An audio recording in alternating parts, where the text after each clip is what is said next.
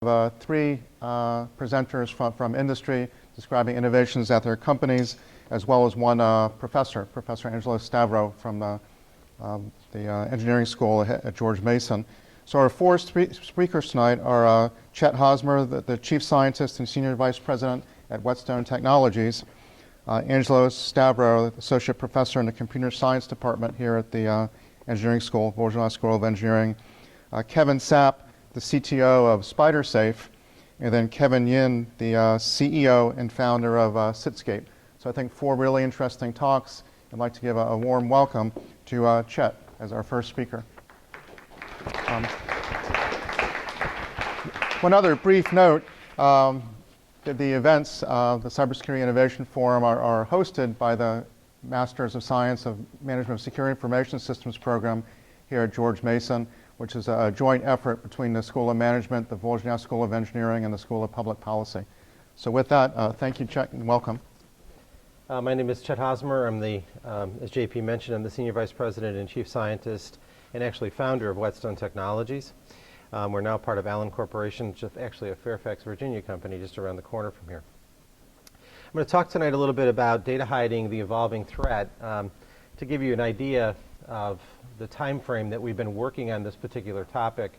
We received our first contract from the U.S. Air Force in 1999 to study data hiding from a steganography perspective. Just to raise of hands, how many people in here have heard of steganography, advanced data hiding from that perspective? Good, probably about half the room. We started looking at this particular issue or threat with assistance from the Air Force and then further from the National Institute of Justice as we started to build products and technology to try to defend against this threat. And the concept was, could we hide information in images, audio files, network protocols, videos, multimedia files, or regular documents in such a way that you can't actually see this information? And can it be used to basically smuggle out information from a data hiding perspective or a data leak perspective? Or can it be used to cover contraband like child pornography, which was the main interest of law enforcement, to be able to find child pornography hidden in images or audio files or video files, and actually advance the threat. So we've been actually studying this now for, I can't believe I'm about to say this, for about 15 years and try to follow this process. So I wanted to kind of give you an idea of how the threat has evolved and give you kind of a glimpse on where we think it's going in the future. So again, looking at the evolution of this starting back in 1998, there was a very small number of tools and technologies that were available at the time in order to perform this function of data hiding or steganography to hide information, mostly at the time in images. And the form of steganography at that time was really there to exploit the weaknesses of our senses. In most vulnerabilities that we deal with, whatever it happens to be, there's a weakness. It turns out in steganography, the weakness initially was the weakness in our physical or human senses in order to not be able to see the differences between images that had information hidden in them and images that were normal. Okay? So we're exploiting that weakness because of the limitations of our eyes. So the tools were simple. They were designed to exploit these senses, and then they started to evolve. So methods became more resilient to statistical attacks. So we were using statistical attacks to look at images and audio files to be able to define differences or detect anomalies within those carriers. So the methods, in order to be able to move this forward, in other words, the new applications and programs started to expand, and they started to be able to become resilient to those statistical methods that we were applying to the detection of that information. Multimedia began to evolve as a viable method to hide information, and this gave us the ability to hide a lot more information within a video file or an audio file than we could in a traditional image. To give you an idea, we just did a test the other day of a very short video, for example, that we stored 100 megabytes of information within the video without disturbing the normal content of the video. So as you start to move forward with these different media types, the amount of information you can hide increases.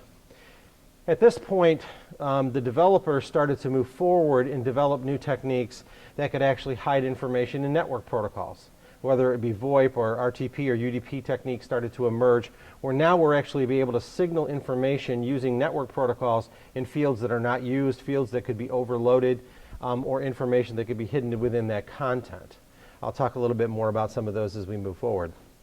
And then today, we're seeing steganography being used or data hiding being used in order to be able to aid malicious code and the development of APTs. So advanced persistent threats have to be able to exist within an environment or a system for a long time without detection. One of the ways that we detect these kinds of things from a malicious code perspective is how that communication occurs between the Trojan or the rootkit or the botnet and the herder or the controller, right? We actually detect those communications. So they started to apply steganography in the case of Operation Shady Rat, the Aluron Trojan, and some of these, where you actually are using steganography as the control and communication mechanism. So the way it works is I actually hide information with an image online someplace, and the Trojan goes out to that image and retrieves instructions, because all it is downloading an image, so nothing is suspicious. But inside that image is information that's hidden to tell the the Trojan what to do. And likewise, they post images to the internet, and that information is hidden inside the image, and the image looks innocuous.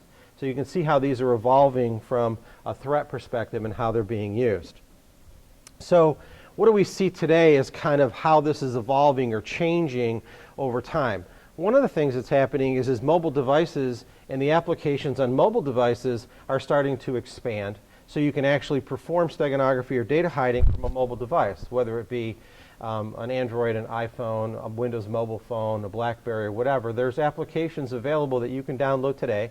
So when you go home tonight, instead of looking at the FBI site and looking at the images of the bad people, go to your iPad or your iTunes store or your Android store, and you can actually just search for steganography or data hiding and actually try some of the applications. Many of them are free. But one of the things that kind of surprised us a little bit about the mobile applications is we thought they were going to be a repeat of what we saw in desktop environments previously. So in other words, sort of copycat-based steganography. But what we found was quite different. Actually, the expansion of the techniques, exploiting some of the capabilities of the mobile devices, actually made better steganography, which was kind of a surprise to us. The next area that is evolving is protocol signaling. So this concept that I could use a protocol to signal information. It may only be small amounts of information that I can signal with these protocols today, but that's expanding based on the expansion of those protocols. I've already mentioned the APT advancements, in other words, how steganography is being integrated with advanced persistent threats. And finally, what we're seeing now is exploitation of data structures. Most of the things that we do in computer science deal with some sort of data structure, whether it be in a network protocol or a file structure or even the construction of an AVI or an MPEG file, whatever it happens to be. Those data structures are quite complex. And because they're complex, they're also potentially vulnerable, where information could be hidden within those data structures that actually can't be detected easily or is simply ignored. The example I gave you earlier about an MPEG being embedded with 100 megabytes of information was a very short clip, only about a minute and a half. And we can embed about 100 megabytes of information in that without actually changing the nature of the video the way you see it. So depending upon which technique you're going to use and try to get away with, it depends on what you're trying to do. So let's talk about some of that. So some recent examples that we're seeing, just to kind of give you some names that you can go back and look up if you want to take a look at things and how they fall into those four categories. If you look at mobile, there's some really good examples there. SpyPix, ImageHide, StegDroid. So for both iPhone and Android, if you want to go play with those.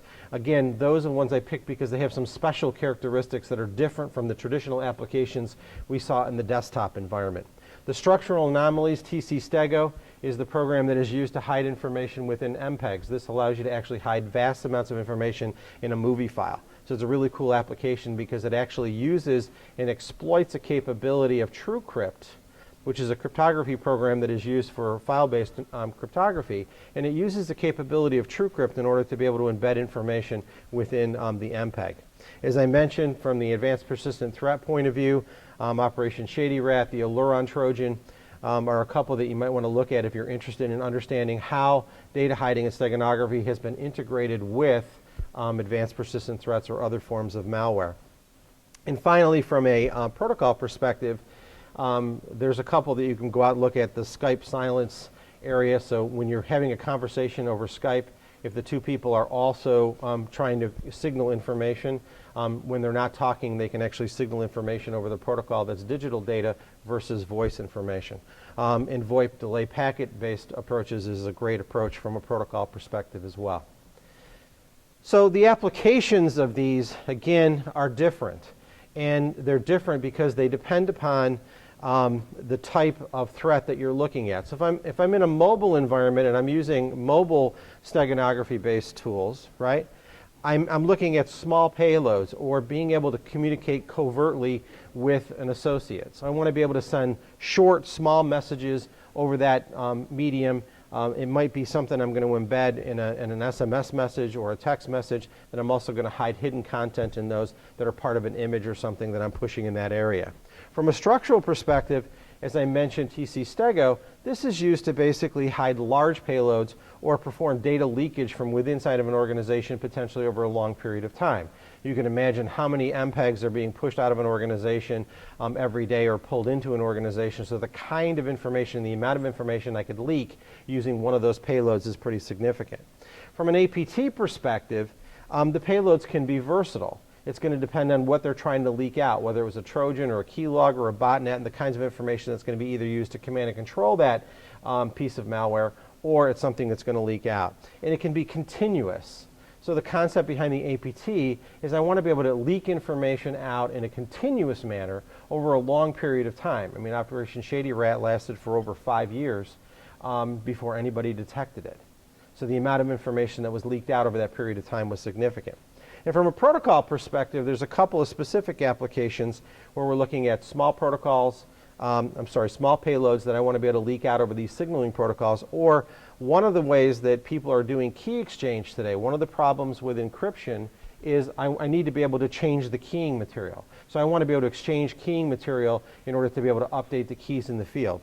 And steganography and network protocols are being used for that key exchange or signaling applications.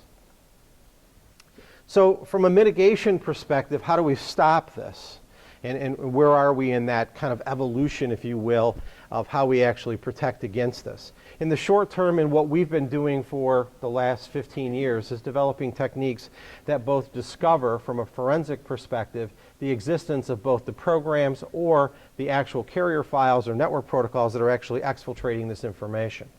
In the midterm, we're looking at ways to do live discovery, so integrating those same kinds of technologies that we use from a forensic perspective, which is our specialty, but integrating those into email and web gateways or into data leak protection mechanisms that are available. From a long-term perspective, though, I think we really have to step back and look at this problem a little bit differently and start to look at this like we do from a software code review perspective, from a structural and protocol point of view. We tend to look at things like data structures, trusted protocols, signed content, content provenance, from the perspective of, does it work? Is it operational? Is it trusted? But we don't tend to look at it from the perspective, could I exploit that particular protocol or data structure in order to hide or leak information from within it?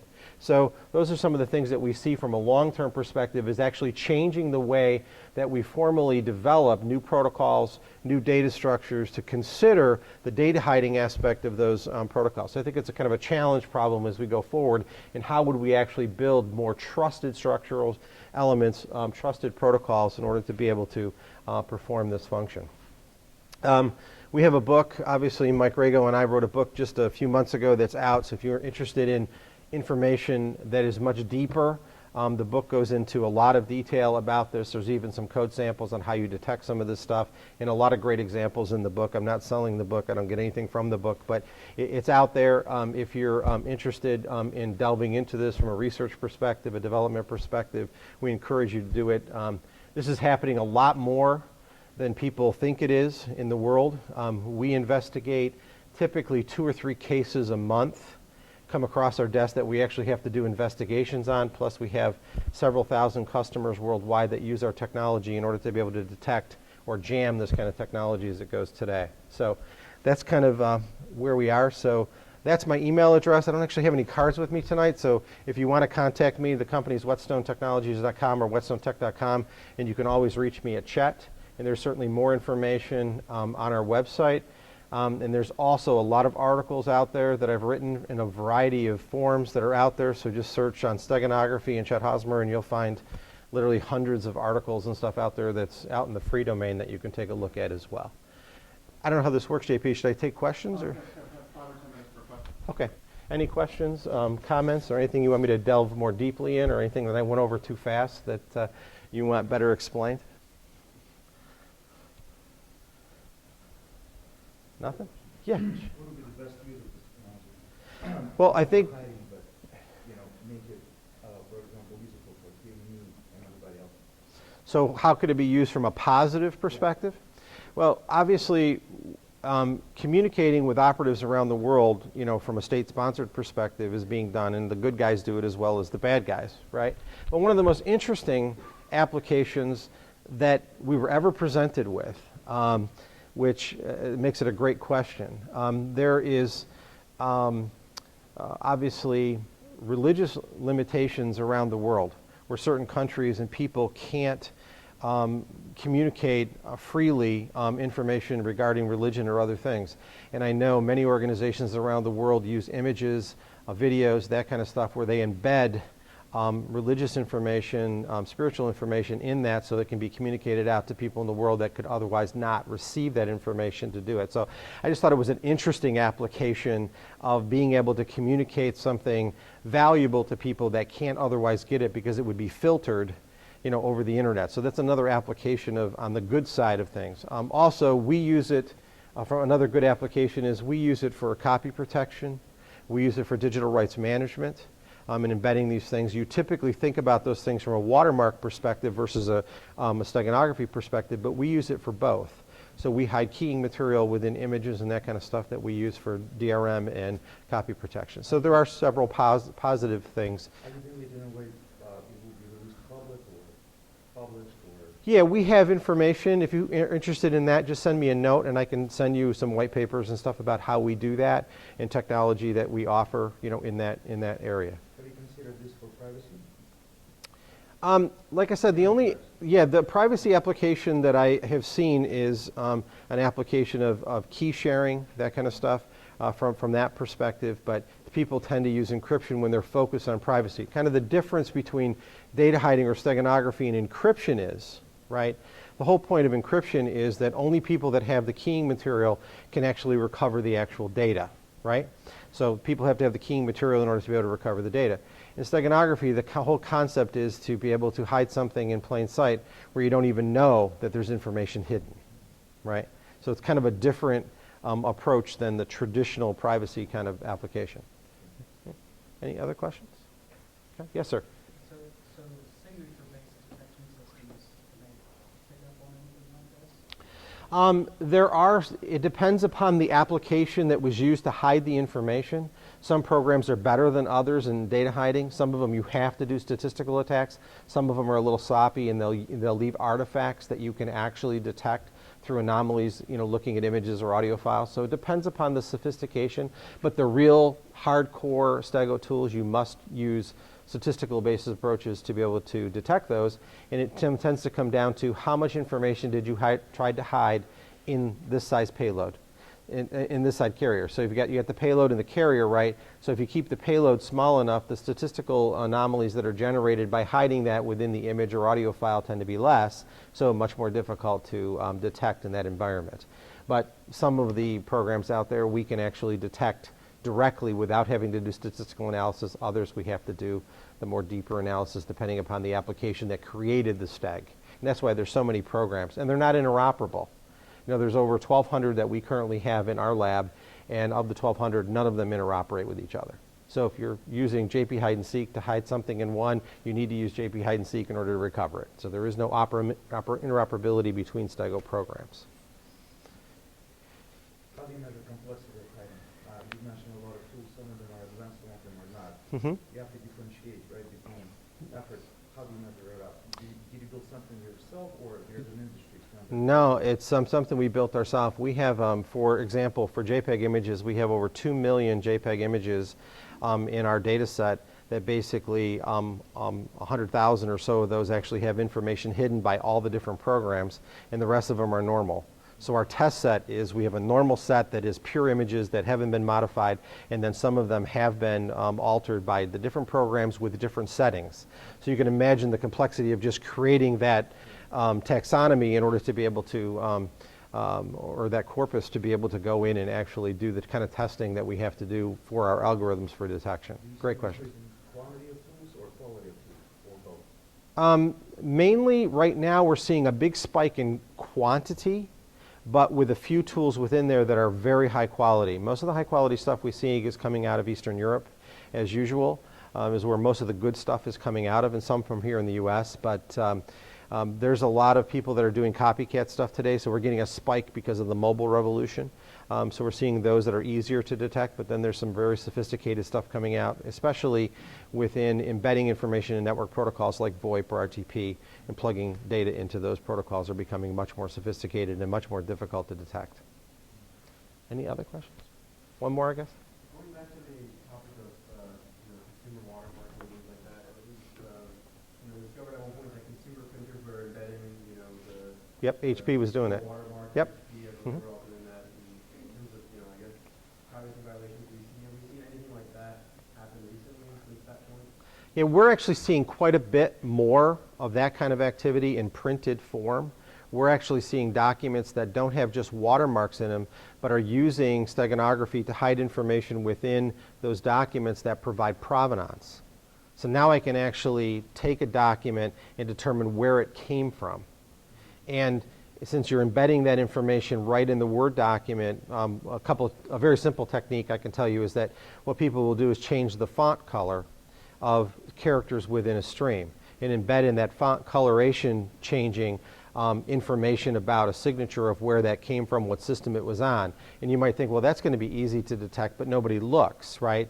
Because if you change the color of the font by one value, so instead of 000 for black, if it's 001, you can't see the difference, and unless you're looking at the actual document to see the font transitions, especially in large documents, you're not going to see it. That information then travels when somebody cuts and pastes from that document, so you can actually start to track the provenance of that document, the pedigree of the document as it moves forward. So we're seeing a lot more of that kind of embedding that is either covert embedding to be able to trace where that document goes. Right. And I've actually written an application that does that for JPEG where you increment one up, and it seems very difficult to kind of detect that, because how can you tell what color it should be if it's not straight color, like a 000. Yep, that's the pure statistical analysis that we do, because the encoders, because in order to embed something in JPEG, you have to re-encode the image. And so by re-encoding the image, it actually changes what the image should have been. Remember, when you're embedding something within an image, for example, it's software in the encoder that actually produces the JPEG. So we know how those encoders work, because you actually embed stuff at the lossy stage, not at the lossless stage. So when you do that, and then you re-encode, the re-encoded value, even if you've only changed a few bits, changes from what any normal encoder would do. Okay, so it's being able to detect that kind of level of anomaly in order to be able to make that distinction. So I hope that explains. If not, we can talk later, but that's basically how we do it. Okay? Well, one last question. Sure. In your statistical analysis, do you use some Bayesian techniques for some of it? Yep, we use Bayesian techniques. We use neural nets that we've trained, based on analysis of variance between different image types that we have. We use raw quick pairs for some of the algorithms, especially for true color kinds of images and that kind of stuff. So it's a cadre of statistical methods that we use in order to be able to do the analysis. But the best approaches appear to be trained neural nets that use analysis of variance to be able to pick out characteristics of images or encoders that we just described, and train that algorithm with known encoders, and then be able to detect differences when you present an image that you haven't seen before. Today I'm going to be giving you a little bit of an overview of what we work with DARPA and other government agencies, including NIST and White House Communication Agency, for testing software applications for mobile devices. This is part of an effort that has started 2.5 years ago, and part of this effort has been has been going on for mobile software for a long time now. What spurred this effort is that we see a lot of push for companies and especially government agencies to move towards a more open mobile world where we will be using commercial off-the-shelf devices in a more restricted environment. As you see here, even companies, you can see from this graph, this is a 2012 graph from Gartner, you will find out that mobility is actually at the peak of what people want to see. On the other hand, if you take a look at the top 10 CIO business requirements, you find out that here we have number 3, or number 2 actually, is mobile technologies. Everybody wants to go into the mobile world and the mobile market, and everybody wants to take advantage of the new technologies. On the other hand, if in the same table, security ranks number 9, right? So we would like us to go to the mobile world, but as I will show you today, some of the problems that we face have to do with the fact that we have to depend on third parties to develop our code to enter this market, and sometimes this means that this poses some interesting risks for the people who actually adopt these technologies. See, in the case of traditional device concerns, when you have your laptop or your desktop, you really don't care that much. You care about eavesdropping, confidentiality. How do you think that this changes in a mobile environment? In a mobile environment, the number one risk and threat is the capture or loss of a device. So if you ask yourself, all of you, I'm sure you have either a phone or a tablet that you're working on right now, right? You have to ask yourself, what if you lose that device or someone steals that device? What is the most important thing that you have? You will find out that beyond the monetary loss of your device, the number one thing that you care about is your data. You don't really, I mean, yes, the cost of a device is important, but the moment that you lose the device, your mind goes, what about my contacts, my emails, my business documents? Who is going to open that device? What is he going to do with that device? Is he going to go online, or is he going to use my device to do something on behalf of my behalf? Of course, other attacks come in mind, a long list of them, but mostly have to do with the fact that we depend on an ecosystem for mobile devices. So for example, even if you see there's environments where bring your own device becomes now a more traditional approach, but the question becomes, you have not just one manufacturer, right? You have many manufacturers. In fact, you have many devices from the same manufacturer. You also have a lot of middleware. Google, Good Technologies, AirWatch, MDMs, all of them come into play, antivirus technologies. And at the same time, you have a layer of security that depends on what's existing on your device. How many of you know that currently we receive a lot of software for our internet service provider, right? I'm sure if when you get your phone, either your internet service provider or your provider for telephony gives you a lot of applications. Who tested these applications to make sure that they don't exfiltrate information? Nobody, right? Who asks what are these applications really do? If they drain your battery, if they collect data from your phone. And the actual thing is that some of these technologies do indeed do that. And trust me when I say that antiviruses will never pick those up because they don't look for what we call pre-classified threats. Pre-classified threats are threats that come with a vendor, an OEM developed phone. So part of this effort, we tried basically to do what we call defensive depth. We looked at, as I will talk today, we looked at antiviruses, we looked at permissions, functionality of applications, resource restrictions, and power metering. We do believe that there are two things that you need to protect on your device: data and the fact that you need the device, which means that you don't want to have an application that will drain your device within a couple of hours. So when you have the application running, you won't be able to use the device for long. So reliability and security are two things that you care about. We looked at antiviruses, and what we found out is that commercial AV vendors are not ready for mobile. They drain the battery too quickly. They have unacceptable in a tactical setting. I would say unacceptable in an enterprise environment. cannot be regulated at this point. They have worse detection rate than the desktop counterparts, and we all know very, very well what that rate is for desktops. They cannot guarantee detection. Why? Because they are not currently looking inside the application. So for instance, if you have a PDF that comes with your, as a document with your mobile app, they are not going to open up the application and check that PDF. The same thing that happens right now on desktops doesn't happen in mobile. And sometimes they call back home. So basically, in order to detect them, if an application is malware, they have to call back home to check if the signature matches and then come back to you. What if you don't have a network connectivity? What if the signature changes? So what we did, we obtained a set of, for the purpose of our study, we obtained a set of test malware from the wild and basically downloaded popular AVs from the Android market. And we created a cloud environment where AVs were allowed to test different malware in order for us to understand their behavior, how quickly do they actually react to a threat.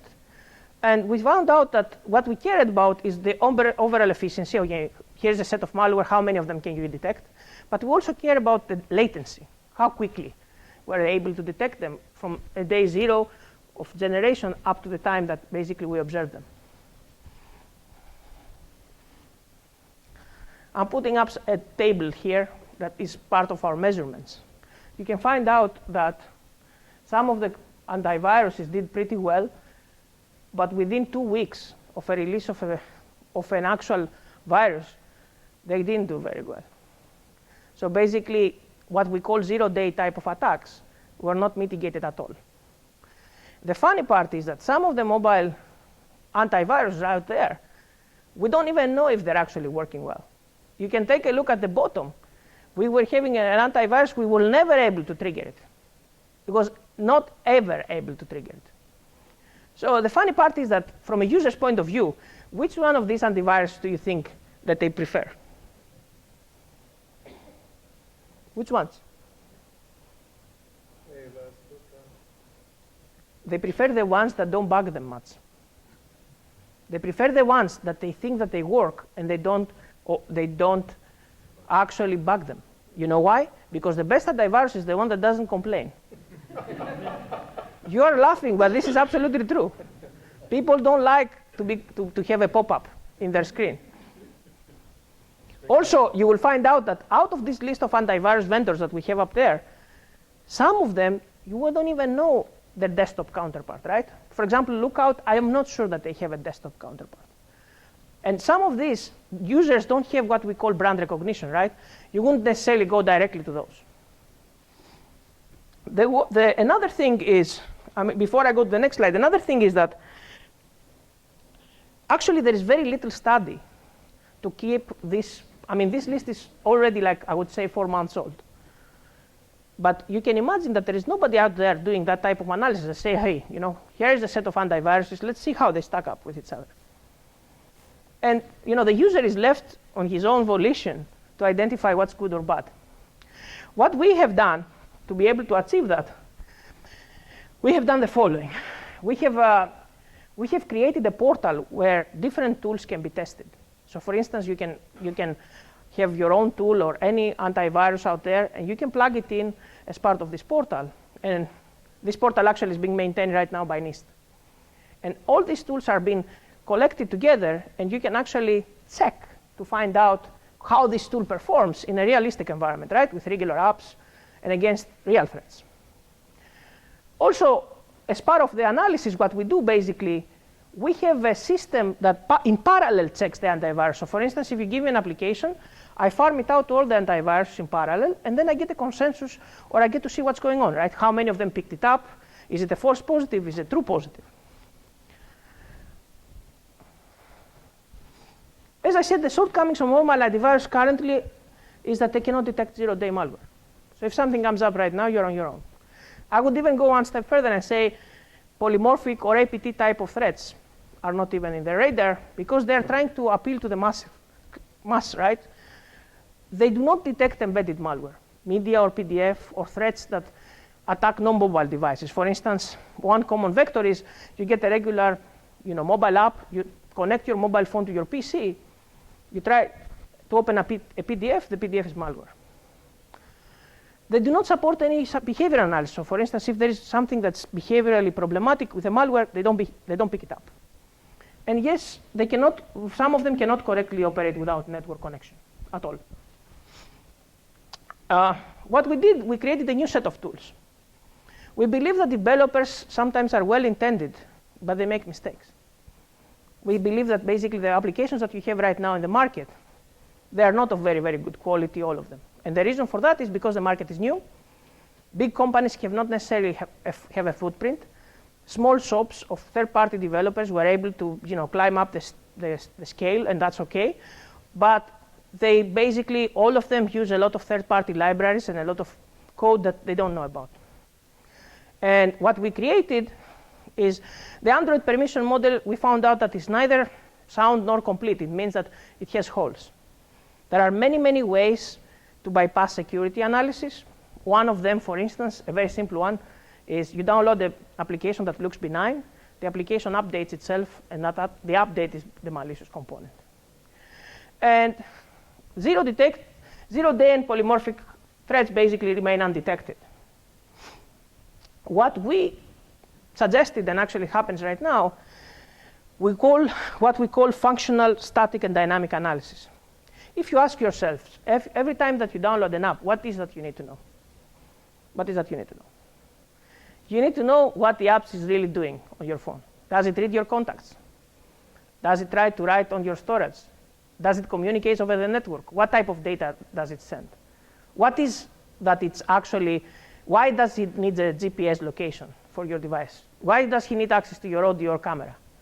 Why does it do that while not telling you about it?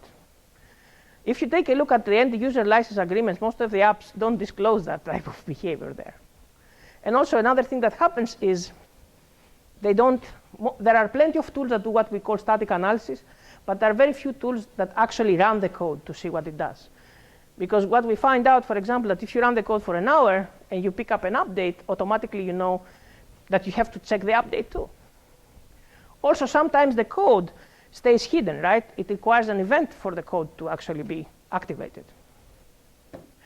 What we do is we exercise all available data control flow paths to the application while keeping state. So basically what we do is we force the application to go through all the potential paths that it can take as an application. And not only that, we actually compute the coverage to find out, for instance, do you have a lot of libraries that you never use? And what happens on those libraries? And we also, I will talk to you a little bit about something that most of the people don't talk about, which is power analysis. You might have a completely benign app that is designed badly, and that just eats up your battery. And there are plenty of commercial apps that sit actually in your phone, and they eat battery without actually doing much. And what we care about is the reliability of the device in the end, right? We care about to find out what happens when we analyze the application and find out that it has more permissions. And I will show you some examples. What we care about, we care about to modify the Android engine to allow dynamic policies. For instance, I want to be able, while I'm in this room, for my phone not to receive calls, and at the same time to have access to specific data. When I leave this building, I don't want it to have access to the data at all.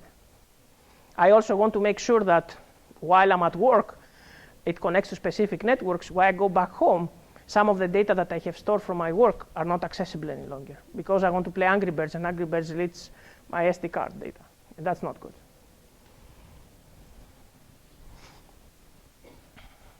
Just to give you an example, right? This is a set of permissions that you see here. On the left side is what the application requested. On the right side is the required permission based on the functionality that we detected by analyzing the app. There is a huge set of missing permissions, and on the other hand, there are a lot of not required permissions. This happens because a lot of the developers don't really understand the security model of a mobile device. They're very well intended, but what they do is eventually when they talk about security, they say, give me the maximum set of permissions so I don't have to worry about it. That creates a bigger threat because now this application becomes a liability. And sometimes this is a commercial application that you have.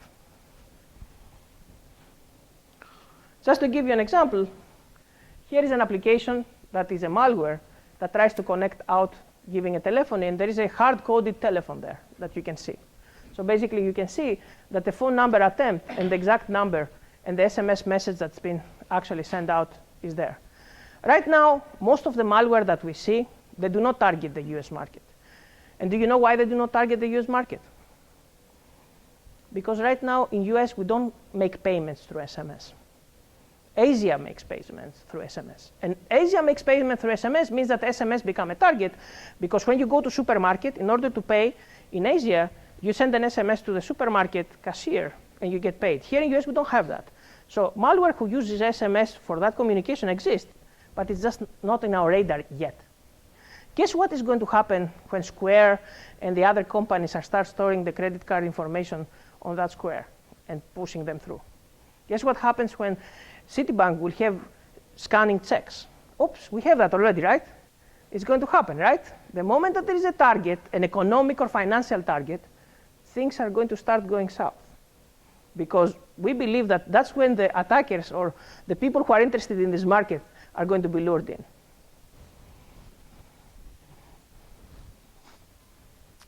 I want to convince you today that power analysis is also important. We found out that sometimes, I will give you a very concrete example. Many of the phones that you have right now connect and download your GPS location every second from 3 different sources. Your telephone, your Wi-Fi, if it's connected, your cellular towers through triangulation, and also your regular satellites, right? Each one of them is super expensive in terms of power. You don't need it you're stationary right now. You don't move, right? Why would you need your location to be reminded to your phone every second? If there are better ways, for example, if you pair the fact that your phone has an accelerometer to find out that you're not moving, maybe you don't need to check your location every second. Maybe you can do it every minute. It's fine, because you haven't moved really. Or if you moved very slowly, you don't care about that either. So what we found out is that you can actually increase the battery life for regular commercial phones up to 7 times for your navigation by just adjusting the way that they communicate with the GPS. Also, we found out that in their effort to find Wi-Fi access points, many of your phones just deplete their battery because they try to connect to these Wi-Fi access points aimlessly, basically, and that effort drains power. Also, unfortunately, power exhaustion cannot be detected by just doing analysis of the code. You will never know that. You have to basically to run the application under specific environment conditions to do that. And we have a lab to do exactly that. Also, what we found out is some processes or some applications can evade power measurement. Why? You make the device do things on your behalf. So for example, you put the device in search mode of a Wi-Fi access point. Automatically, the device keeps trying to find the access point. If it doesn't find it, it still loses power in the process. And display. Display is the #1 power consumption right now on your phone. The bigger the display, the more the power consumption. The bigger the brightness, the more the power consumption. And guess what? The bigger the device is, the battery is not getting that much bigger. So the #1 problem that we will have for the next 10 years on those devices is going to be battery, because the technology of the battery has not been improved in many years. And the packaging and the size and the material stays the same, and that creates a big bottleneck. Also, what we found out is, strangely, the energy consumption that we have if we are in a routine is actually pretty much static on our routine. For example, we were able to identify that we knew when people were going to use their maps at specific intervals or when they're going to go from home to a location, all of that, because we are creatures of habit, and that habit is basically imprinted on our power consumption to a point. So I'm giving you some sort of shots from an application that we created basically to keep track of the different variations in power and CPU consumption, so to give a user a bit better perspective. For example, if you're in a tactical environment, you are able to basically see what drains your battery and potentially shut it off. In conclusions, Actually, this was done as a collaboration between, initially between GMU and DARPA, but DARPA funded a company, startup company, to be able to take that technology to the next level. Basically be able to support agencies and also the DARPA itself. So we have created a company. Basically what we do is we have tested this application both on internal and on commercial apps. And we have also used a portal where people submit apps and we test them to find out if there is some sort of erroneous functionality. So for instance, if you see a chess game trying to connect to China and send all your contacts, you can count on infer that maybe that's a malware. We cannot know exactly what malware is, right? Nobody can define what malware is. But I can tell you that you can definitely define what you don't like. And we have a cloud AV-based system for AV scanning, functional analysis, dynamic code analysis, and power analysis. And that allows us basically to identify problems not only from single apps, but for apps as they go together in a phone. So imagine when you have an environment like a tactical or enterprise environment, you don't care only about individual apps, but what the apps do when they put together in the device. Because that's your bundle there. And with that, I think I'm concluded. And I'm open to any questions. Yes? Do you actually test the real devices you have, or do you test them emulator? Thank you for, we have developed our own emulation for the dynamic and static analysis. For the power, it is device dependent because what we found out is that basically a specific device has completely different characteristics in terms of power. But for analysis, we have completely different cloud system that basically you don't have to have devices. And the same thing we can do for iOS. By the way, do you emulate only downlink environment, or you go We have also, that and JNI? we have, thank you very, very much. We actually count for everything. From JNI, we can count intents, JNI. We can actually find composite malware. What is a composite malware? The malware that comes in two pieces, two apps. One app that does A, one app that does B. And if you submit both of them, or you test them both, then the entire envelope of what the applications together do will be generated. That's why I said that in reality, you cannot just check single apps. You have to check the bundle. Yes? Is there a fundamental difference between the risk to mobile devices to stationary devices? I think The risk is actually, they are the same. there is a bigger risk. I will explain to you why. Because unfortunately, the way that we operate with these mobile devices, in your laptop, you might have TrueCrypt, right? That encrypts the disk level. In your mobile device, you have many ways at which you cannot secure the data on your device. Right now, even if there are encryption solutions, none of them covers both the SD card and the internal NVRAM, for instance. None of them covers the memory of your device. So in other words, if I get your phone, forensically, I can recover a lot of data that I could potentially not recover if you have a secure laptop. I think these are not a real problem of mobility. Luckily, the device itself is good. Agreed. Laptop that is mobile. But the problem that we have right now is that on your desktop, the type of programs that you put right now are kind of coming from vendors that have been tested over a lot of years. If you ask how many of the apps that you run on your mobile phone right now come from vendors that you have no clue about, you will find out that it's going to be 90%. And that creates a lot of risk automatically because this is a third party that you don't know if you should trust or not, right? And actually, that creates a nice ecosystem because the small guy can actually create a very powerful and popular app, but on the same token, this small guy introduces risk that has to be mitigated, for example, by testing to avoid being embarrassed in an environment, an enterprise or a tactical environment. Yes?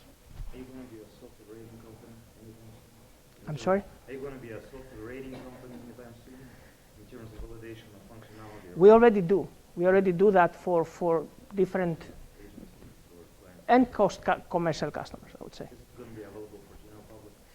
This is the problem that we have right now. If I give it out to the general public, we have the following problem, right?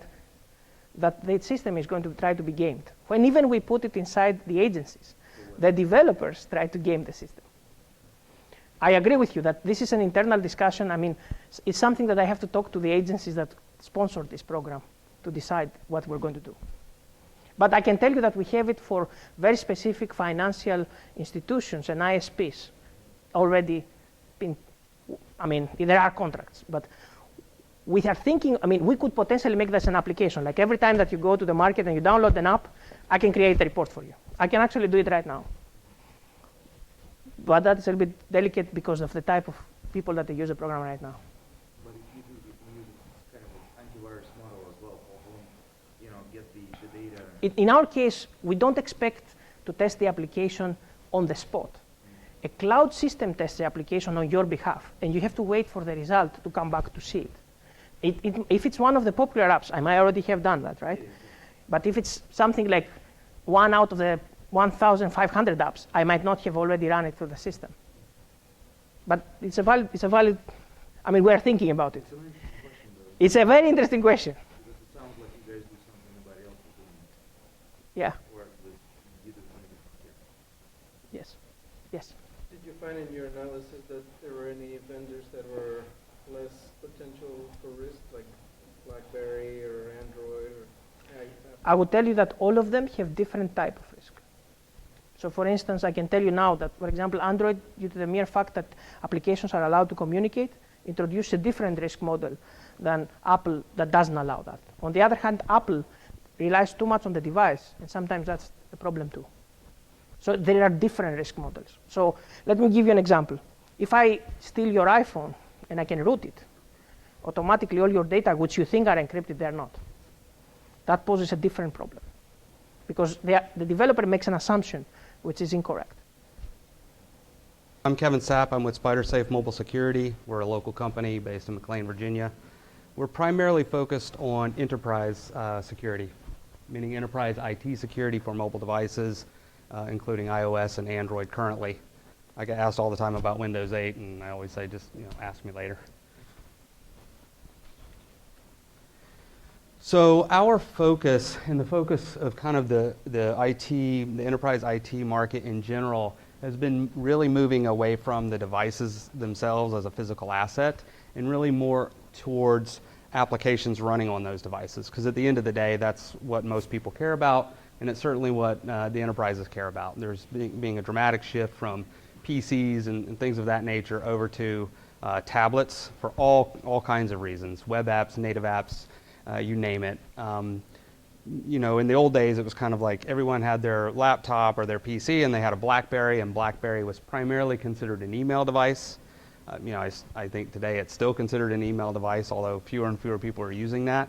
But certainly iOS and Android have changed the game when it comes to that. I mean, they certainly do phone, they certainly do email, but those are just one of many applications running on those. So what we're seeing is enterprises really wanting to deploy legacy applications or even new mobile-first applications to these devices and to the employee population. And what they run into a lot is basically the security problems associated with that. And there's sort of lots of vectors around that. One is the security controls that they have today for PCs, like anti-malware or data leakage prevention or lots of other types of controls, even application level control for PC, does not really apply well. Those tools don't work today on these operating systems. So that's a huge problem. So you have this kind of tension between people wanting to use these devices, mobilize applications, and having this sort of security problem being able to do so, particularly in highly regulated verticals such as financial or healthcare, certainly within the government, et cetera. So basically, this is just a lot of quips, essentially, about what we need to kind of focus on in industry is really applications, how to secure them, and what users should be able to do with them. And security is kind of a big umbrella, I would say. There was a lot of discussion about, for example, anti-malware and things of that nature, and that's certainly proliferating, particularly in the case of Android. But enterprises are often concerned about other things, data leakage being one of the primary issues that they're worried about right now. And data leakage can be something very simple. These things are very easily lost or stolen. You lose it in the cab. There are tools on the market today that can address that type of issue, where if you lose a device, you basically zap it remotely or something like that. What the tools don't currently address is how people use applications and how they share data off to services that tend to be consumer services. If you're in the security field, you've probably heard about a lot of the high-profile breaches. Twitter is breached kind of all the time. Evernote was recently breached. People use Dropbox all the time. So there's an enormous number of consumer applications through which enterprise data is leaked. And that's basically the sort of the primary concern right now of enterprise IT when they're talking about mobile security. Another issue really is, again, this convergence of cloud computing, or SaaS, or however you want to term it. But basically, in the old days, again, you sort of had your desktop PC, you were inside the enterprise, it was connecting directly to your enterprise data center. So all of the controls really were sort of in your intranet, or office to office. But all of those links and all of the communication between these things was well controlled by IT. That's been completely turned inside out now, because more and more applications like Salesforce.com, or you name it, basically everybody has a SaaS offering, and enterprise IT is quickly moving to these SaaS and cloud providers, even hosted email. For example, Exchange has kind of been a long stalwart. People connect into Exchange. There's lots of security wrapped around the perimeter of Exchange, for example, anti-spam, you name it. But now even Exchange itself is found to be online. Google Apps, for example, is a big player in that market. And it's not just SMBs, it's very, very large enterprises, Genentech, GM, the big names that you all know, they're moving to these things rapidly. So what's interesting is that, okay, so that's sort of one problem when you have cloud computing and you have desktops inside the office connecting out to them. But now you have this other issue where you have workers that are mobile, they're running applications that connect directly to cloud services and never traverse the enterprise data center or the enterprise network. So most of your endpoint type controls, your network types of controls over enterprise data are not relevant. That's sort of the simple fact. This is actually dated information from an industry analyst, but it's just lots of information on the types of applications that we're seeing deployed. The first ones, of course, were collaboration applications like email, etc. We're seeing lots and lots and lots of file sharing applications. I mentioned Dropbox. Certainly Box and its competitors are becoming big in the enterprise for content management and document storage, those types of things. There's just lots and lots of data now that's almost always lives outside the enterprise physical control, but is still owned by the enterprise, and the enterprise is still responsible for it. A lot of organizations now are developing custom mobile applications as well. So aside from sort of the native email client that you have built into the device, or applications that you're downloading from Google Play or from the Apple App Store or what have you, enterprises are moving to develop their own applications. And the last speaker was just talking about some of the issues around that. So you're having contractors come in often, develop it for your IT group, and they're often not, security or secure implementations of these applications is not top of mind. In fact, it almost never plays into the requirements. Often this is funded by a business unit who says, I need my salesperson to be productive, and for that it looks like this.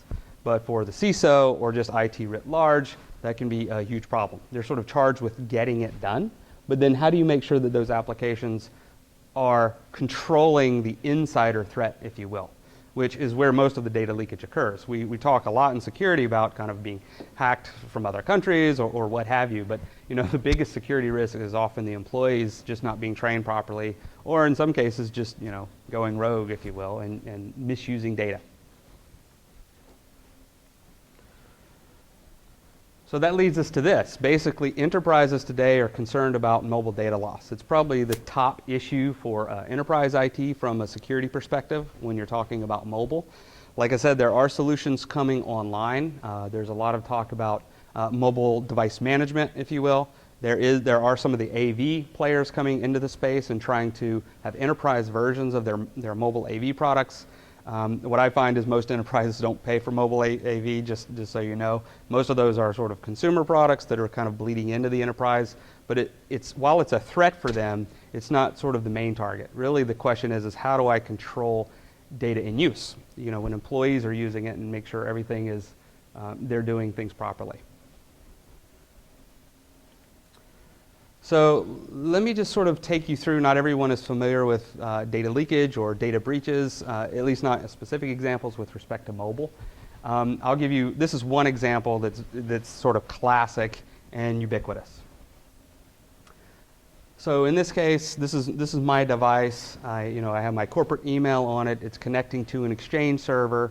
I get a sensitive document in here. This one says M&A proposal, but take your pick. It could be a patient record. It could be anything basically that's sensitive to the organization.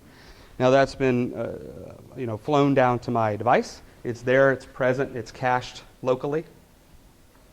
And what I can do from either of the two main operating systems is essentially select the document and say share to another application. And what that often does, kind of in the benign case, it lets me open it so that I can view that application or possibly edit it for local operations. But what happens in many cases is that users will share that off to a consumer application like Dropbox or Evernote or what have you. And if you've ever kind of observed that workflow, a document essentially goes from corporate control, or what should be under corporate control in a corporate email client, out to a consumer application. The user may not be doing anything malicious intentionally, but this document essentially gets attached to a note, in this case of Evernote, and that's almost instantaneously synced up to the Evernote cloud. So the handle to that data is gone, unless that attachment were encrypted or something like that, which is a whole nother huge problem if you're familiar with the DRM space. But basically this type of thing happens all the time. And now we're seeing this proliferate way, way, way beyond email. Email is just a ubiquitous example, but as I mentioned before, people are using things like Box as a corporate content sharing tool, and I can do the same example there. I can get something at Box, I can look at that document legitimately, but as soon as I share it off to a consumer-oriented application, it's almost immediately gone in the cloud, because all of these mobile applications, any of the really powerful ones, are all cloud connected anyway. They're connected to some service.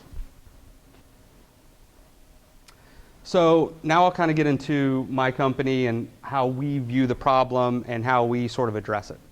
So basically what our focus has been is really sort of controlling how people access and use data on mobile applications on these two operating systems. So the example that I gave before would be something that would be the example that we would want to prevent. Your IT person essentially would want to specify a policy that says, users should be able to get documents because they're using it and we want them to be mobile. They should be able to view them. They should be able to do these things. But my real concern is I don't want those documents to be leaked. And the user is not even thinking in that way that, oh, this is a leak or a data breach or something. But if it falls under it and you're subject to all of the same penalties, in fact, it can be even much worse than some of the kind of internal data breaches, which are just often stolen passwords or something like this. This is actually the data. The goal really is to provide policy controls over applications specifically versus, say, the device. There are two things you really care about on the mobile devices these days. And again, that's the applications and how they're used, and specifically the data around those applications. At least in North America, the device itself is not particularly interesting. Users may own it themselves, so therefore the enterprise has no obligation over it. Or even when the enterprise does buy it, those are highly subsidized by the carriers anyway, so it's a fairly inexpensive thing. So it's not a property issue per se. It's really around intellectual property, which are documents or files or other types of data. Here I just kind of want to describe the ecosystem if you're not familiar with enterprise security today. Basically, now this can go deeper and you can always make this box bigger and there's lots of things, but this is sort of the general tools and trends that are out there right now. Certainly there's application development, and there's lots and lots of discussion around application development. Apple has their own development tools, Google provides their own development tools. Those are the common things that people use on these platforms. Clearly we talk about web-based development, but then it extends way beyond that. There's sort of hybrid development tools from open source. There are industry-specific development tools from companies like SAP, etc. So there's a whole ecosystem really built now around developing and deploying applications to mobile devices. And again, they tend to not factor in security at the application layer. That's pretty much up to the individual developer. There's MDM on the bottom right. That's mobile device management, if you're not familiar with that. That is very much akin to traditional asset management you have for laptops and servers and all of that sort of thing today. Basically, your IT person can push applications to a device. They can provide some management over that device, meaning configuration. Maybe they configure the VPN on that device for you. They configure your email client over the air for you. If you've lost the device, they can issue a remote wipe command. Basically, it's all around managing that device itself as an asset. And that sort of has been around now for a little while, but I say, these companies really got serious about MDM starting circa 2007 or 8. There is MAM, which is what's called Mobile Application Management. There's a whole group of companies. I mentioned App47. They're our partner. They're also a local company. But there's a whole group of companies out there that are really focused on how do I get applications out to the device? How do I remove those applications? How do I update them? And what I mean by applications in this case is primarily those applications that are developed internally. So if an enterprise is developing an application internally for employee use, often they do not put that on Apple's App Store. They kind of have their own private app store. That's sort of the term you hear today. Many agencies within the government are looking at that, certainly. But also many large enterprises basically have some sort of a private app store where users, and some of them have many apps. Like if you look at someone like a Genentech or something, they probably have hundreds of applications for their employee population that's only available to their employees through these types of app stores. And then there's folks basically focused on security. All of these vendors kind of, there is some bleed over between all of them based on functionality, but these are the general areas of focus. When we talk about security, again, for enterprises, you're really talking about controlling applications, which applications, for example, may or may not run on a device. Particularly in retail, transportation, logistics operations, they may want to run only a handful of applications on an iPad. It's not the same thing as you bringing your iPad to work and trying to use it. Of course, if you flip that over, lots of large enterprises are saying, bring in your iPad, bring in your iPhone, and use that for work, get your email on it or whatever. And they may want to control what applications run on your personal device if you've agreed to that. The one I hear about all the time from enterprises is that they want to let employees use their devices, and that's okay, but they cannot run Dropbox on their devices if they do. Now, if you're familiar with the notion of blacklisting and whitelisting, you learn that quickly kind of doesn't scale well because it's hard to keep track of every application you don't want in your environment. But that's sort of the way it's being looked at and handled today. Here are the things that was sort of the core of what we're focused on, and there's always a lot of layers to this stuff. But one is security management. So there needs to be a place where IT goes and specifies what policies apply to my data on mobile devices. So that has to be defined somewhere. Existing systems where they might set policy for PCs, for example, an Active Directory or group policy or things like that, do not apply in this world because often these operating systems don't speak Microsoft, and that's a lot of what kind of enterprise IT speaks. So there's a big impedance mismatch and a big disconnect. So that's kind of the need for security management. There's app control. I just mentioned often organizations, they want to specify what should actually run on a particular device. In the case of blacklisting, I want to target specific apps that are known to be problems. In the case of whitelisting, the concern can be other things. I mentioned transportation and others, but you can also have a malware issue. So if you're looking at sort of advanced threats kind of in the PC world today, a lot of the approaches now are moving towards whitelisting, where IT wants to say, I want to specify everything that's okay to run, and I don't really want to worry about what's not okay. Everything else is not okay until I deem it that way. So that's why a capability like whitelisting you'll hear about a lot. And like I said, that's not just mobile. You hear there's a lot of hot companies basically really focused on whitelisting right now. Data loss prevention, I've talked a little bit about that. I gave one example of really what you're trying to do is control sharing between applications, which is actually a very hard problem on these operating systems because vendors basically don't have the same hooks that they would have in the Windows world, the server world, et cetera, to do that type of thing. Control sharing over local networks. So vectors like Bluetooth or NFC or near Wi-Fi or these types of things are not necessarily relevant on these other types of systems, but are highly relevant on mobile devices. It's very easy for many applications to essentially share files by being in close proximity to one another. And that's another interesting problem, right? NFC is interesting for lots of reasons, especially with mobile wallets and things like that, even in the consumer space, because data, very sensitive data, can be leaked out of that conduit. Copy and paste, the simple clipboard controls. It's again another very interesting problem on mobile devices, but obviously that's a common way to basically share these things off. Screenshots, that's another big one. So if you have an iPad or an iPhone, you probably know that you sort of click two buttons and it's very easy to take a screenshot of something that could be sensitive and mail that off. That's another problem for IT. This is a whole new set of issues, functional issues for IT that they didn't have to deal with kind of in the old days.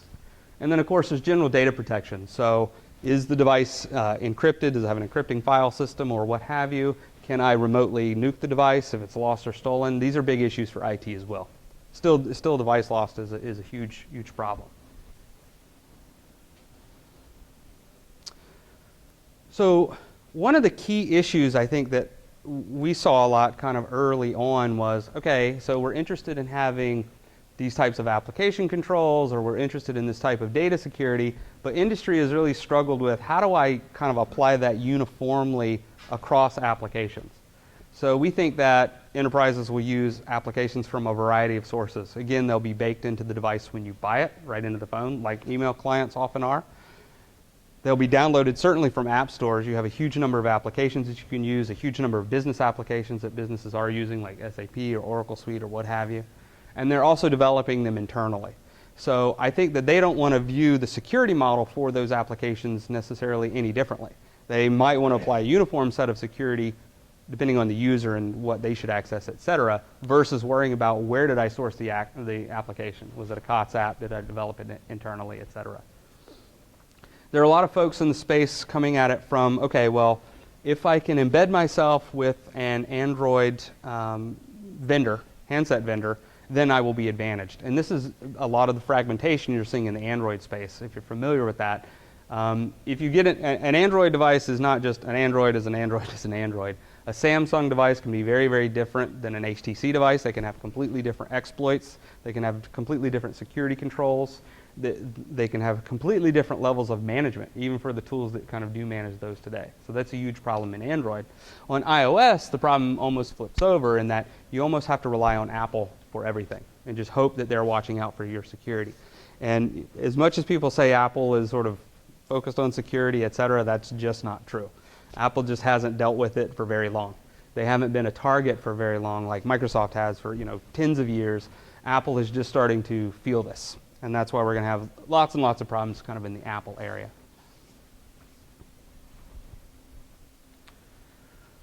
So just to give you a couple of buckets if you're interested in researching the topic, I've talked about us obviously, but there's another class of application security out there that's kind of known as app wrapping.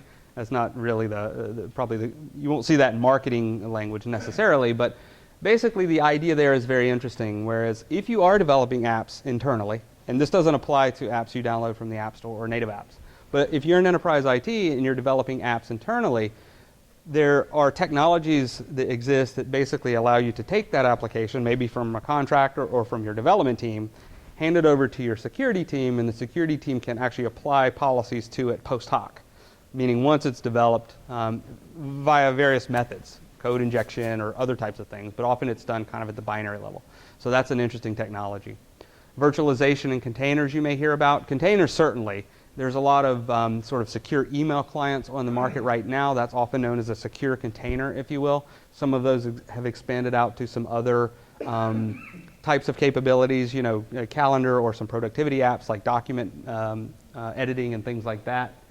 Virtualization is an interesting area, particularly in the Android world. A lot of vendors, VMware for example, has done some research on that. Basically, they want to apply data center virtualization to the smartphone. Now, as you can imagine, that's a scale problem, right? Like almost everything we've talked about with respect to security, AV or what have you. Most of these technologies do not translate well to the current mobile systems for a variety of reasons. One, they're not going to work with Apple, or I should say Apple's not going to work with them. So that's a whole other problem. If Apple didn't invent it, you're going to have to wait. On Android, I think you are seeing some interest in working together. But again, most of those are very, very heavy solutions for mobile. And they're often, they have to kind of start over to support these operating systems as well. That's it for the bulk of the thing. I think if there's any questions, I'm happy to answer. Yeah. Have you delved into the medical mobile? Yes, actually, one of the areas that we're interested in right now, or we're looking into, is sort of CROs, or the clinical research organizations that are doing clinical trials. In fact, from a previous life, I was at a MDM company previously, and I was with McAfee, and that was an MDM company. And some of our customers were doing clinical trials, and they would basically issue devices 2 patients who were in the trial. I remember years ago we had a very interesting one for hemophilia patients. They would use this, they would collect their data, et cetera, but even though the users were entering their own data, it was still on the folks doing, the onus was on the CRO to basically protect that data. So yeah, we think that's a big area because it's regulated. You definitely want to keep patient information safe, whether it's trials or whatever, even pharmaceutical companies, et cetera. So yes, that is an area of concentration for almost anybody in the general security space. And medical is also interesting because doctors, for example, are huge iPad fans, and I think that we're seeing that community really embrace mobile, which is funny because they're always criticized for not really being on the bleeding edge of technology, but I think they are really mobilizing. Yeah, I have a quick question. Going back to one of your slides where you showed that SpiderSafe block the user from uploading the document to Box or Dropbox, that user can easily be able to email it to his personal account to the same document. Is that something that you can configure within the tool, or you have to collaborate with the email client to kind of block? That's a good question. So there's really two. When you're talking about security has to be sort of pervasive throughout your organization and your technology infrastructure. So our primary focus has been on what's going on the endpoint as the user is using that data, because that problem is essentially unsolved. But on forwarding emails and things like that, that's better handled by folks that deal with data leakage prevention within the enterprise, and there's lots of technology that essentially does that pretty well today. So if you're an organization and you care about that type of thing, people forwarding emails out, because keep in mind, if I'm forwarding an email, it essentially has to traverse wherever it came from. So if your enterprise IT group if they have that level of concern, which many do, those technologies exist. And the problem that we run into is where they break down is all that works well kind of internally, but then it completely breaks down when you go to mobile, because those technologies have no visibility to the endpoint. Yes? I think what you may have been suggesting as well is that, outside of the corporate email, they could just open up Gmail and send that attachment just as well. Well, it's a question of if you open up Gmail as a separate, so let me give you 2 examples because it's a little different on Android and iOS. On Android, I have one mail client that connects to Exchange Server, and I have a completely separate application for Gmail. So the question of, can I open that thing in Gmail, that's covered by the case that I just mentioned. That would be no different than sharing to Box or something like that, meaning we would not let you open that attachment in another application like Gmail. On iOS, it's a little different because they're actually within the same application. And this was a bug with Apple for probably a year, and it was pointed out by many security research people, was that I would open up one mail client that was connecting to Exchange that was also connecting to Gmail and to whatever else. And I could actually forward an email simply by moving it from my corporate outbox to my personal outbox without actually traversing the network. And now there's basically a switch to disable that type of function, which is how that's handled today. So essentially, at the device level, you can control, once data, document, or whatever is in a given application, it can be locked to that application. You download a document onto your phone, for example, you just plug in the appropriate cable and just copy it onto your computer anyway, or is that not really an issue? No, I mean, if you download it, it depends. So the question is, if you download something, for example, to your SD card, can it be kind of uploaded to your computer? And that's usually where encryption comes in. So people often handle that type of thing with file level encryption. So even though if it's moved from your device to your computer, it would be encrypted under some key that's native to the device itself. My name is Kevin Yin, CEO of SitScape, and we're actually based in Tyson's Corner, so it's really not far from here today. And it's a great opportunity to talk to you guys here today. I'd like to spend roughly maybe 15 minutes, hopefully not 20 minutes, just to talk a little bit about the technology, the customers, and why we're doing this and what the traction. Hopefully when you hear what I talk, but you can also abstract some of the real business challenges we're facing today and the reason why the technology can be very helpful to the customers. A little bit about SitScape. SitScape actually stands for situational or cyberscape or situational missionscape. So really it's a combination of tools. And the technology mainly for situation awareness and for actionable operational intelligence for primary intelligence community as well as the DoD customers.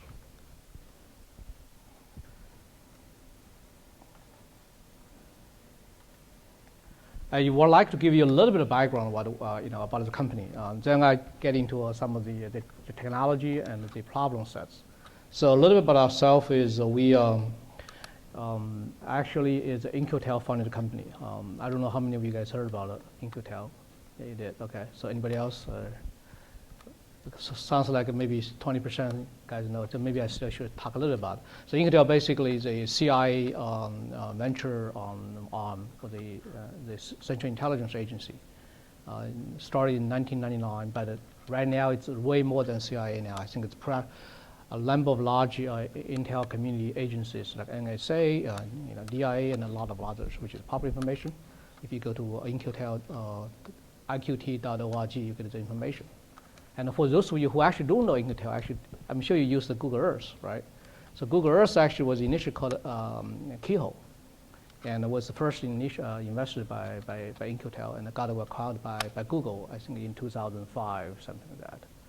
Another enterprise technology company is called Oxeye, and they got acquired by HP about a year and a half ago for $2.5 billion or something like that. So they did a couple of major investment, turns out to really well. And we were one of the technology companies that invested a couple of years ago. And our primary customer initially is the Intel community, but now our most of our customers came from the Department of Defense, Army, Air Force, and combat commands, and various other places.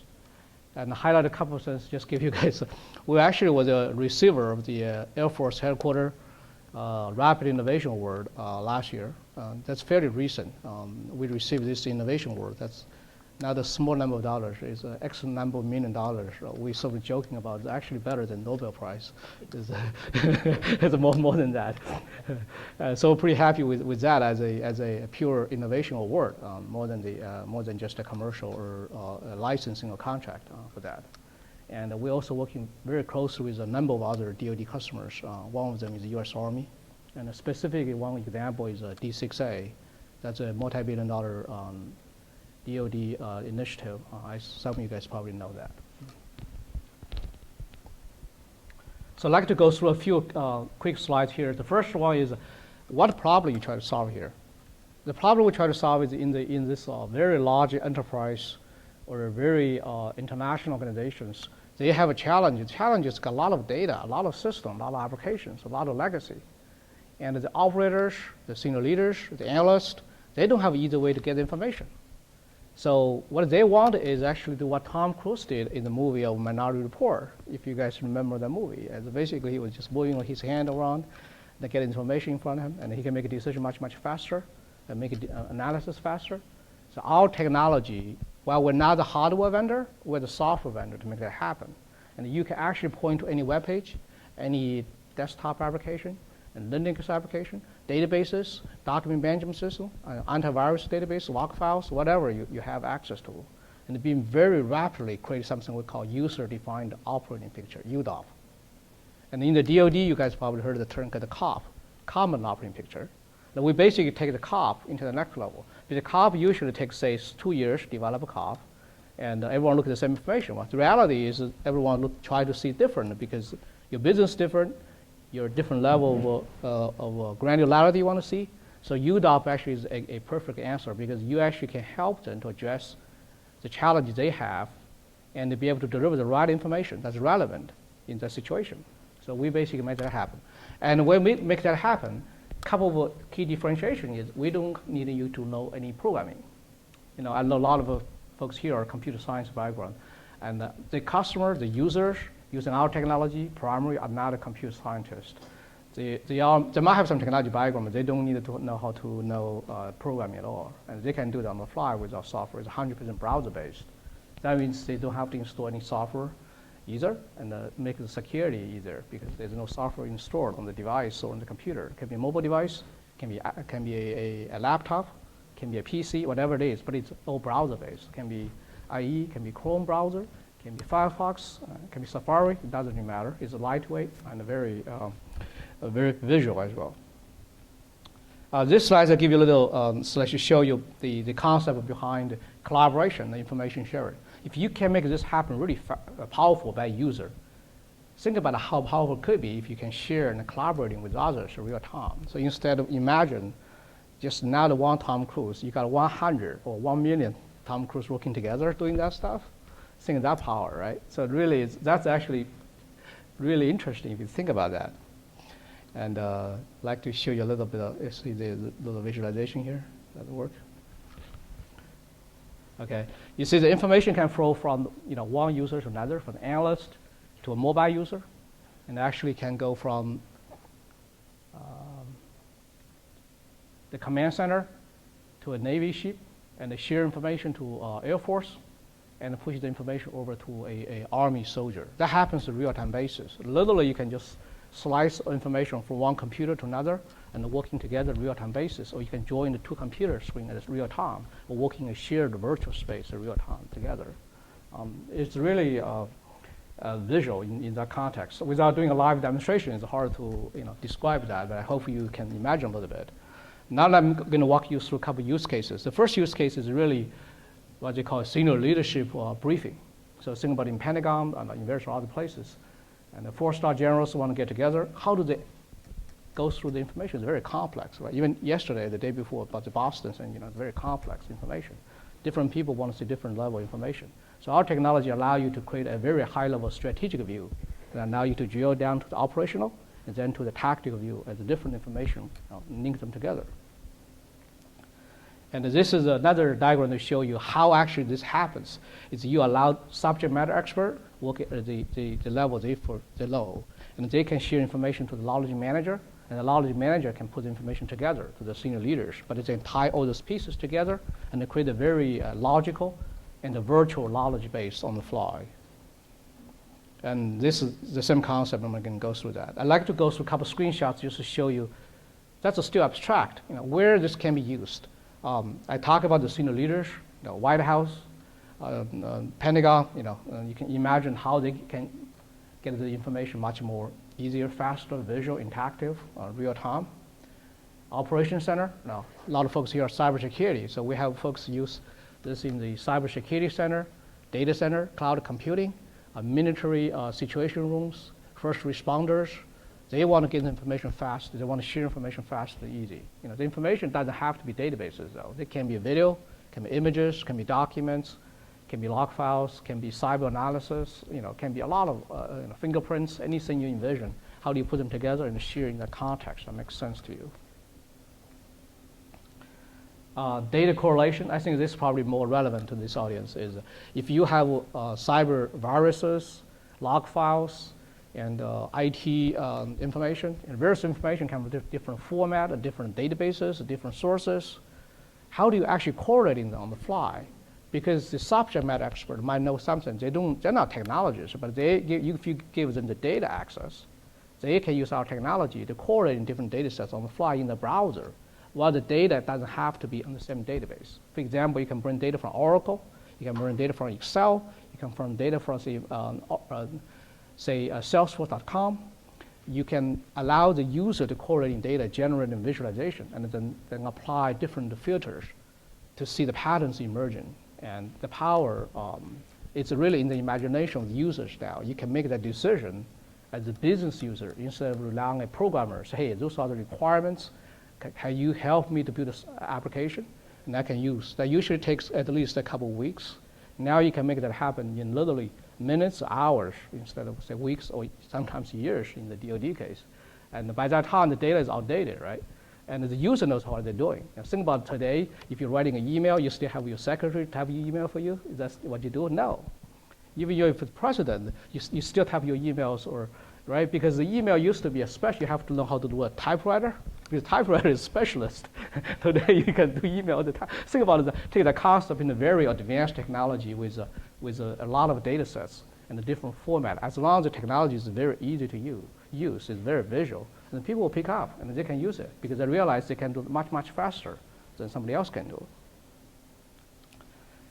various sort of visualizations you can envision. I'm not getting into too much details. You can make a lot of information very easy to understand and coordinate together. And very powerful visualizations and fairly interactive and different ways of analyzing information. They're highly dynamic as well. A little bit of collaboration I want to show you here is the two users working together. This is a very simple example, but because I want to keep it simple in this case, is if you want to connect my workspace with your workspace in real time, then those are not just a screen sharing. They are a virtual space in the cloud, in the server side. In this case, you see two objects. The first one is a document. The second one is real-time weather. Now you and I can working together, working through the PowerPoint together, correlate information, highlight them together, and with the different permissions, etc. If you have a map, actually I can drill down the map, flying through the map, and you see what I'm doing in real time. And you can contribute. You more than just watch. You can actually contribute to my map. For example, you can drag a video, or you have a picture, you can drag over to my map. It shows on my map real time with the different layers as real time basis, instead of background force or because this is real time. So think about the virtual space that's real time. That's not related to your computer screen. It's on the server side. It's in the cloud, and everyone can work together. Think about that possibility, right? And this is another example. Is if you look at this document here on the second user, which is user B, I'm looking at a document right now. This could be a cybersecurity center. You're looking either could be a document, it can be analysis, can be a log file, can be a scan of some sort of behavior. You want our second user to see. So with our technology, you literally just, if it's a touch screen, just slide them over, which shows on the second user computer screen. And they're still interactive with real time. So anything you can see, you can slide over, and it will be show somebody else's computer screen in real time. How do you do that today? You cannot do it really, other than you can probably open a WebEx or something, that's just way too much overhead, right? Plus there's a lot of other security concerns. And you can do a screenshots. I mean, that's still, it's not live anymore. So now you can actually slice the information and slide over to any user, and they can get the information on real time. They're working with your real-time basis. And the geo, without getting too much details, you can actually develop very advanced GIS-based experience. That's really situational based on where you are, and the information will be displayed very differently. So think about if one of the dimensions is really location. As the location change, what the information you want to see will be different. The classic example is the GPS. When you drive a GPS, you actually see information changes, right? Think about it, that's a very limited version of what the real battlefield or operating picture should be. Because in the real world, you may be in a battlefield, as you're driving around or flying around, the information is more than just the traffic. It can be relevant information, about the blue force, red force, and it can be anything that's relevant. It will show up dynamically based on the correlation of information and metadata you have. Or do dynamic discovery, it displays the information to you on your computer screen without you actually do a search by yourself. The engine will deliver the information to you. So a next generation of GPS, think a little bit about that. That's a possibility. Apply to different environment. It can be a GIS as a driver. That actually can be, say, time-based, can be other attribute-based. It doesn't have to be GIS, but I'm just using GIS as example to stimulate a little thinking in your mind. This applies, even the GIS applies really well in the Army, in the Air Force, various sort of cases. The information your computer screen changes dynamically without you doing anything. And that's actually an interesting concept if you think about that, right? Today, most of the computer software is built as interactive, which means if you don't touch anything, the computer doesn't do anything. Maybe a little bit of nurse or something, but the computer user interface doesn't change dynamically or adaptively. Think about that, right? Sure. Any software you use today, pretty much you do something. iPhone, you tap your icon, it shows up something. Email, you touch it. Email, you do something. That's a traditional model. But the software doesn't have to be that way. It can be a different way to build a software than that. Can we do that? Actually, part of our technology solves that part of that problem, but I think it's a big problem. We have been working with the DoD customers to demonstrating how, that's a situation, right? In a situation environment, how the user interface adapt to your situation instead of user have to do something first. Think about that. So, another example, how do you overlay different information? But that doesn't have to be just a bunch of icons on a map layer. Today, if you use Google Map, you probably can plug something there with a little restaurant, a little icon. That's pretty basic. But in a real world, you have a lot of analysis, videos, live feed, highly interactive information. How do they dynamically display or drag and drop to a specific position of a GIS environment and deliver the experience to the audience? It's more than just printout. It's more than just simple map. Actually, when you receive this new experience, you receive an application. This application is actually assembled from many other applications on the fly. And that's something can be very interesting, seeing what the software can do. Really what end of the day is not about technology, I think, is what the problem you can solve and how fast, how easy, how much money you can save, how many lives you can save, right? This is an important thing to think about. Another example is how do you actually take the Twitter concept to the next level? Twitter basically just a bunch of text delivered to you. And how do you correlate information and combine information that's more than just text, but other information such as video, such as your homegrown system, when you can actually send you a tweet, attach my application to it. And when you receive a tweet, not only you see the tweet, but you see the live application. For example, I have a camera, I can just attach my camera to my tweet. Okay, attach my cybersecurity tool to you. When you see the Twitter, you actually can open the cyber analysis right in front of you. Or I can attach a PowerPoint, that's the easy one. Think about the possibilities. Why would we only send text? Why cannot I correlate the information? You already have the information. It just matters what delivers through Twitter or some type of Twitter type of messaging. And so make it very, very rich and contextual, more than just purely text or purely video, because they don't really talk to each other. And that can hope that also be helpful thinking for you guys here. This is another example I want to talk, because it opens the mind for you is, we got a lot of investment over the years on the client server systems, databases, and desktop applications, Unix systems. They're not really web-based. But today, majority of the user access the application using web-based channel, web services, or whatever it is. And how do you turn existing application and make them web accessible in a web browser, such as when you walk around with an iPad? Do you want to see the information in your data center? If your data center monitoring tool is desktop-based, how do you mix and match web and non-web together? And how do you virtualize and visualize the application running on the server into your browser and your iPad? Now you basically virtualize your operation center, right? Think about the big, here, monitoring center. You guys have been in the large data center. You see big walls. People put a lot of videos there, right? You spend $20 million, build a watch center. You can actually turn that into a virtualized mini version in your iPad or your laptop, even better, because you can access it anywhere you want. The challenge is because a lot of the stuff they put on the wall is actually already desktop-based, or client-server-based, or Unix-based. So the only way you can do is connect the cable and put them on the wall. I mean, that's actually a very large business. If you probably don't know, that's really a lot of money people spend on that. Physical security, how do you connect all the videos all together and then mix and match together? So I'm not going to go through a lot of details.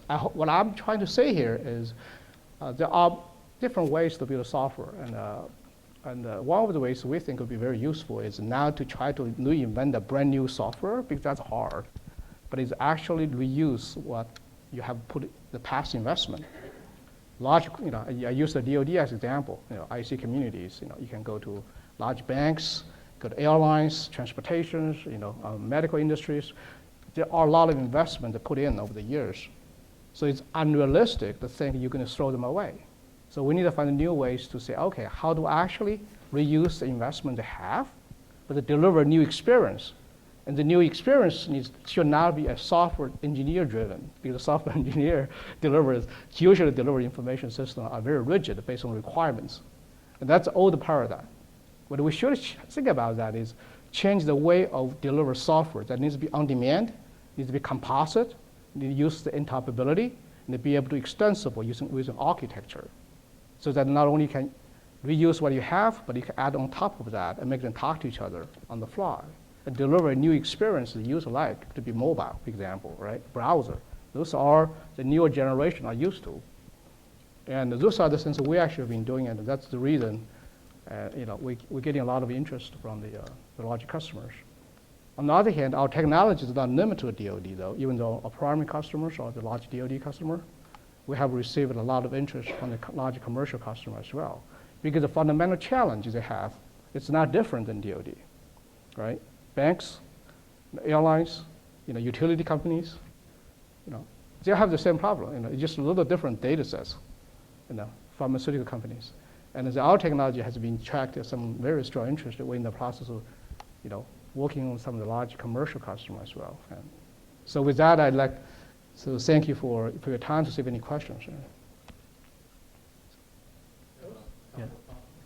How resource heavy is it, or what kind of latency do you get with that kind of program? It's very efficient from the bandwidth perspective. Usually, if you want to run the application very effectively, a 3G device works perfectly fine, no problem. From the footprint perspective, you don't need a very powerful machine. A laptop, a 300 laptop or iPad, $400 iPad works perfectly fine, no problem. Yeah. You talked about the data correlation a little bit, right? So is that Right. something that the user has to define when they see data coming from different sources? They have to correlate it themselves on the web front, or is that something the application will do it for them? That's a very good question. As of today, it's primarily the user-driven, which means the user actually, because the user usually are the subject matter expert. The challenge they had to pass is even they understand, maybe you should look from here to there. There's no software to make that happen graphically on a real-time basis. So we basically have the graphic interface. Okay, I want to do this. If this doesn't work, I'm going to remove it, and the pattern and the data visualization will change dynamically. Yeah. The short answer is it's not a AI tool. Yeah, it's not artificial intelligence. Okay. So in minutes means you're going to provide them with a shell of scope of possibilities, but absolutely nothing working, right? Because they will have to take it and spend their months putting it all together, but you will not be involved with it, right? You mean we? Because the only reason why I brought it up because you have months and minutes. Right. It means a lot to me. I work with COP, a little bit. Right. So if I get it from you, I'm going to get a wonderful interface capable of many, many magical things, and you're going to be gone, and I'm going to spend months putting it together. No, it's not months. That's our customers. That's I think that's a good way to, because that tells me how much challenge we had as an industry, right? Because that's the reality. In the past, you have to throw SAP, SAP as an example. Then people walk away. 2 years later, you still do implementation of the SAP, right? With SitScape, that's not the case. Usually we deliver the software, the same day installation, and the second day is operational. People started working it. Yeah. To get operational immediately in terms of data correlation and everything, how the flow of information, the dynamic functionalities and so on. It's really not up to you, or do you recommend certain setup? Templates, profiles, you bring your experience, you help them to set up, make decisions, and so on, or you just walk away and let them. Yeah, actually, we provide. That's actually a business model question. We primarily provide technology, but we also have a professional service and working with other partners. Actually, we have some large system integrators. They can provide additional training or consulting if they want. But the reality is, our customer, after they use it for a couple of days, they realize they don't need a lot of it. Unlike traditional tool, they need a lot of trainings or hand-holding. Really, they don't need that. It's pretty easy to do. So if you assess your capabilities, for example, you can do 100 things. How many of them really being used in installations you actually sold and you have and as a client and so on? In terms of the scope of your capability, do you think there's a single one which uses 100% or do you usually go 20, 30? What would be your assessment? I actually classify in the 3 categories. Depends on which customer they are. They don't have to use all the features, right? So the first class of the customers I consider them operational, which means operation centers, cyber centers, or command control, C4. They're primarily interested in being able to put information together and make them accessible in real time and monitoring what's going on, and to be able to share information pretty quickly and access that. They don't do a lot of deep big data analysis. They don't have time. If you think about a tanker or a pilot, he's not going to do big data analysis when he's flying around, right? So that's the first category. The second category is what I consider as information sharing. They're not really real time. They're also not a truly operational guys in the operation center, but they have a lot of interest about how to aggregate information together share information in the right format, they can work for a couple hours, and they don't have to share information real time. For example, if I'm a police guy or firefighters, I put something very relevant, I want to share to another police, they're not real time information. So how do you visualize information and packaging together and share with a lot of other audience or collaborating? It's actually a very, very big problem, collaboration, information sharing.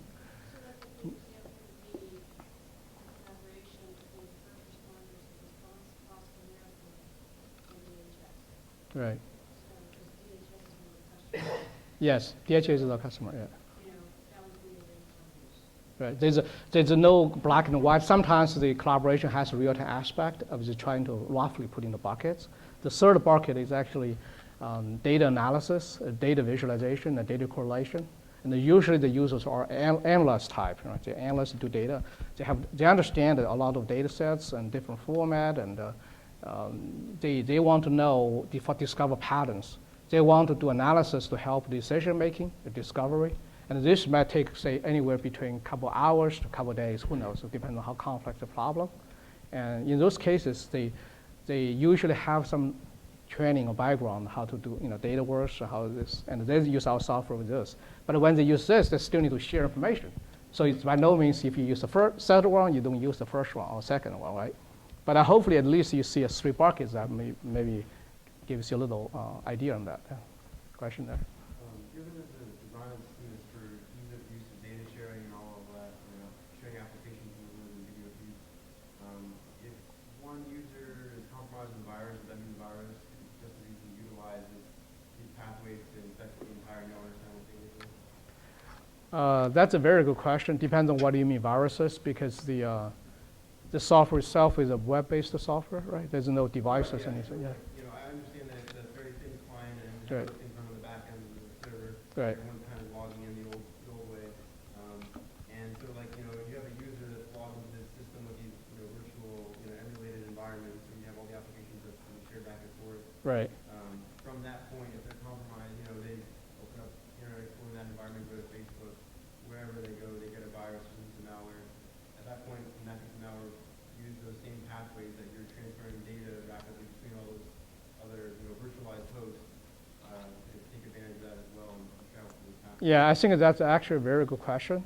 The short answer to your question is in many cases, the software algorithm actually does not really pass in the data. When you pass in the metadata, that significantly reduce the likelihood, because there's no virus actually passing through. I mean, because in many cases we just pass the metadata around.